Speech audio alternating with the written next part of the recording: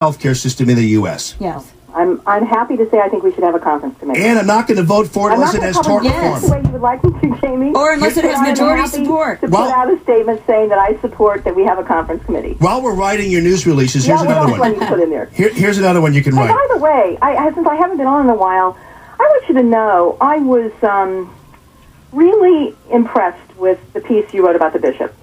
Oh, thank you. I think all of us get into this mindset that there's people on one side and people on the other, and that none of us agree on anything. And I started reading the article thinking, knowing that you formerly worked there, and you and I had talked about that time, I started reading that piece, and I thought, you know what? This took some guts, and I really am somebody who is a big fan of guts. Well, thank you for that. Now, while we're writing your news releases, I think you also ought to come out with a news release saying you're not going to vote for the bill unless there's tort reform in it.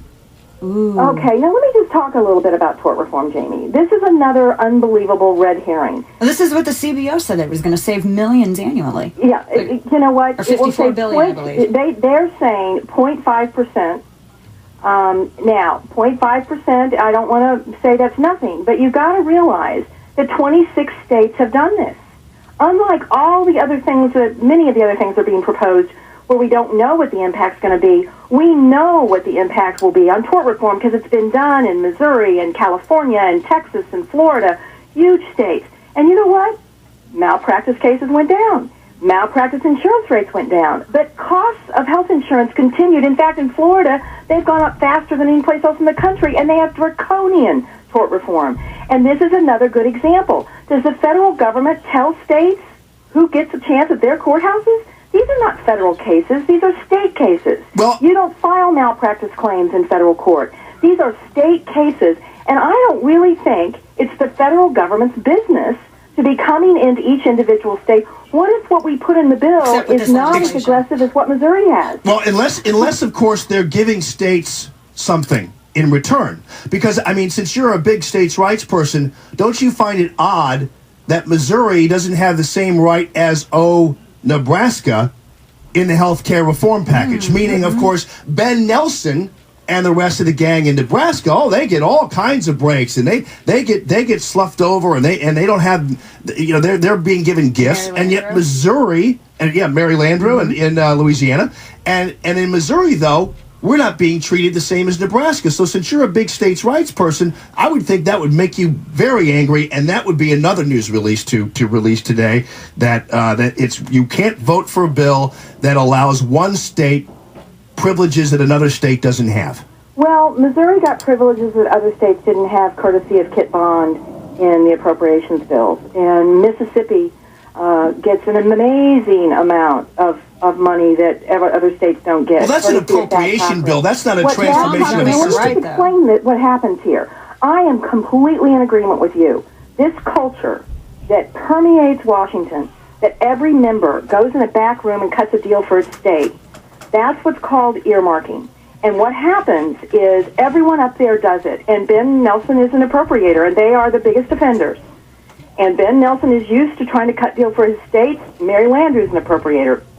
Harry Reid's an appropriator. Thad Cochran, what Thad Cochran got from Mississippi in the appropriations bills makes Ben Nelson look like a piker. Yeah, but Ben Nelson denies he's the one who tried to secure this. He says it was just gifted to him. In fact, he blamed the governor. Well, the governor had indicated he wanted it, and I think Ben was doing what most senators do. As you know, there's only a handful of us that have resisted the temptation of going in the back room and getting goodies for our state.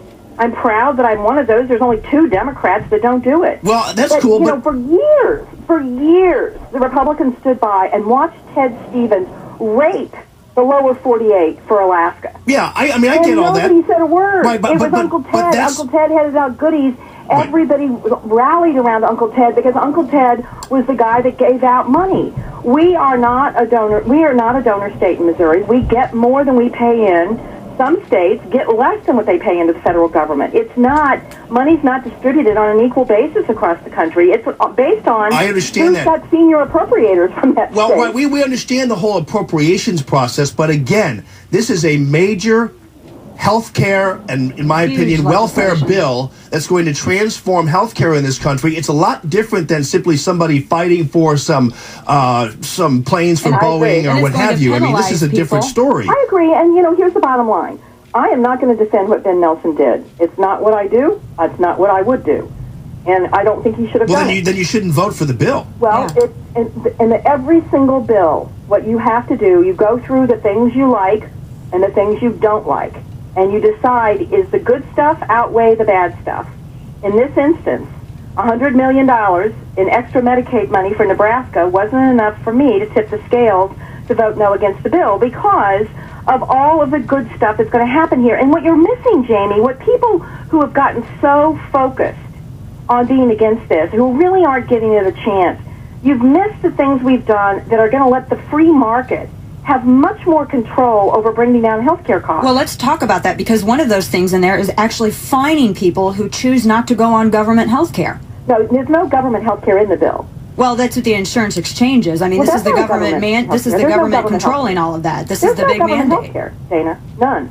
It's the government having a dog in the game and mandating all of this with their exchange. But how can you explain fining people who choose not to enter into a contractual agreement with the government, which is unprecedented? It's not the government. Well, how can legislation force people to buy insurance? How can the government force people to buy insurance under penalty of law? Well, we do it all the time. It's not the same as auto insurance. Well, you say it's not. Because that's a state issue. You talk about states' rights, you can't compare the two then. By the way, I think it will be interesting to see what the Supreme Court holds as it relates to that. Well, it's a stretch of the Commerce Clause. Why that's important. Think about the free market principle that's going to come to bear here if insurance companies all of a sudden care whether or not you're sick or not. Right now, the way insurance companies, the business model is designed, it's let's hire more people to deny claims. Let's make sure we don't insure anybody who's sick. We want to get only healthy people in our pool because that's the business model that makes us more money. There's nothing evil about that. Well, but it's a weird free market business principle that they are encouraged by the market to only give insurance to those people who are well. Now, all of a sudden, the insurance companies are going to be covering everyone. And guess what's going to happen to the free market? The free market is now going to say, we're going to encourage behavior that keeps people well. Senator McCaskill. For all of a sudden, for the first time in America, we're going to be rewarded by good health behaviors instead of bad health behaviors in the free market. That's an aspect of the bill. But, this interview has been revealing because it appears to me that on a number of levels, you admit this bill is principally flawed. Not only because it doesn't have bipartisan support, not only because it doesn't have public support, but because it is giving gifts to, Senator Nelson, and because it doesn't have an element of reform in it that you would like, and also because there's no conference committee on the bill that allows a free exchange of ideas, especially from Republicans. And so, while you say that it has all these free market deals, and that's fair and good, the bill in its current form, though, lacks principle, and I'm not quite sure how you can vote for it. Well, first of all, I didn't say that that there were many areas of principle that I was opposed to. This is not a perfect bill. I've said that over and over again. Oh, yeah. But if you go through all 9 titles and you understand what is happening here, how we are going to, for the first time, improve access and the affordability. And you know what's interesting thing about this, Jamie? I'll be anxious to come back on your show in 5 or 6 or 7 years because the sky is not going to fall. Chicken Little has been in residence, and everyone says the sky is going to fall. The people who are saying that have not read this bill. I don't want to wait 5 or 6 or 7 years to find out. I just don't know how you can defend I'm just saying, you're going to see immediately the sky's not going to fall. There is not going to be any massive government takeover of anything. The free market is, people are still going to get their insurance at work, and over time, it's going to get less and less expensive.